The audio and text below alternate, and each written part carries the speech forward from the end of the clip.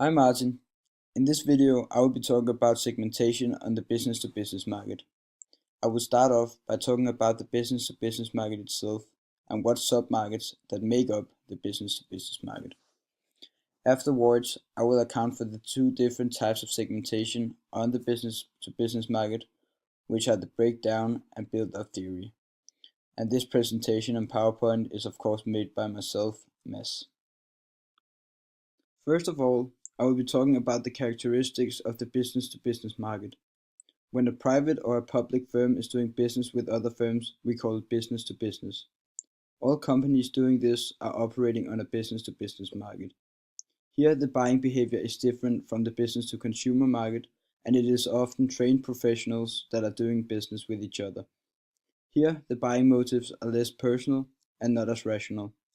There are overall 4 characteristics for the business-to-business market, and they are: professional buyers and sellers, companies purchases products for their own production or to sell on, there are few customers but they are normally very big, companies create long and close relationships between each other. Submarkets on the business-to-business market. The business-to-business market can be split into 3 submarkets. The industrial market is where businesses trade with raw materials, semi-finished products, components, and machines. This market is characterized by these products entering directly or indirectly in the firm's production of a product. This market is also the biggest of the 3, which means that there is strong international competition. The products being purchased on this market can be split into 2 categories: those which are used to make the products and those who support the production of the product. The reseller market is characterized by not processing any parts of the product. The company is only being used as an intermediary between 2 companies. The public market is also called the business-to-government market. It includes the state, the regions, and the municipalities. When schools, hospitals, prisons, kindergartens, and so on buy something, it happens on the public market.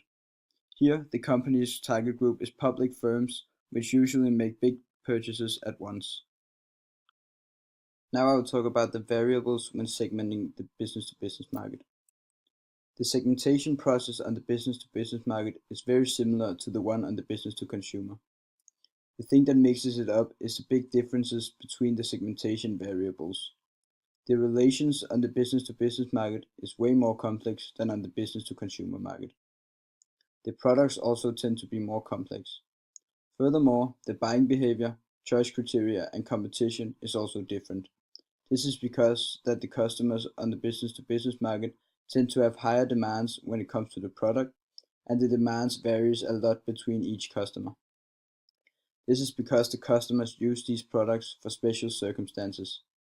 A computer on the business-to-consumer market is mainly used to write and play on, but on the business-to-business market, a computer must meet specific demands when it comes to both hardware and software.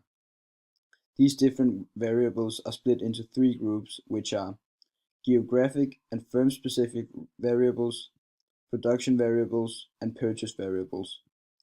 Geographic and firm-specific variables concerns location, line of business, size of business, and product use. Usually you will try to find a group of companies that has, in example, similar location or product demands. Product variables concerns what technology that is being used. If the production technology is very advanced, the more service and guidance some customers will need. The environmental demands to products is also important. The same goes for the quality of the specific product. Purchase variables concerns the internal factors in the company. Here we look at who makes the decisions and what variables you want to base your purchases on. An example of this could be to base it on code of conduct or the price level. Here you, therefore, focus more on the purchase center. And now to the build-up theory, which is the first type of segmentation on the business-to-business market. It is also called demand-oriented segmentation.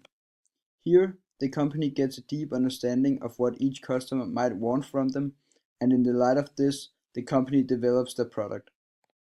To describe this even further, I have used the illustration in the book about B&O speakers.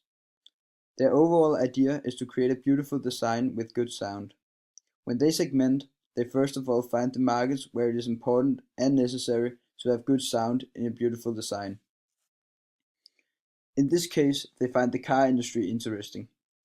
Now they segment the car industry into different segments such as luxury cars and delivery trucks.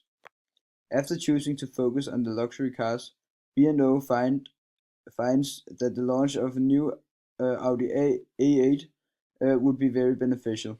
This is one example of the use of the build-out theory, and it is also to be seen on the screen right now. For companies using the build-out theory, it is very common to have used what is called key account managers, as it focuses more on the potential customers instead of the product itself. It is used for characterization of larger companies with the same needs. These cooperations are built to help both sides and thereby create a long-lasting relationship between the two companies, which will hopefully lead to more business in the future. I will now talk about another type of segmentation on the business-to-business market, which is the breakdown theory.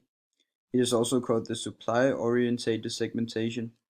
This is because when using this type of segmentation, the companies take their existing products as a starting point. Here they identify which customer groups would be interested in buying those products. So basically, you are breaking down the market into what segments fit every product in the company's product portfolio. Afterwards, the product can be slightly modified to fit the exact needs of its target group. First of all, the company uses macro segmentation, where they take the whole market and then break it down into smaller segments. It could either be based on the size of the companies, the geographical location, or into line of businesses. Line of businesses defines companies fulfilling the same needs for a specific target group. This first step of segmentation is relatively manageable and can be done with desk research. Desk research is basically the use of data that has already been collected by the company. After all this, the company would make what is called a micro segmentation.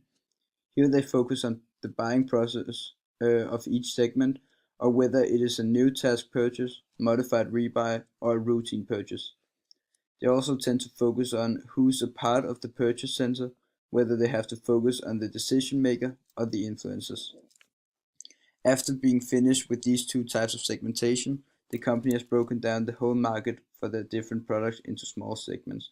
This is to be seen in the model on the screen right now.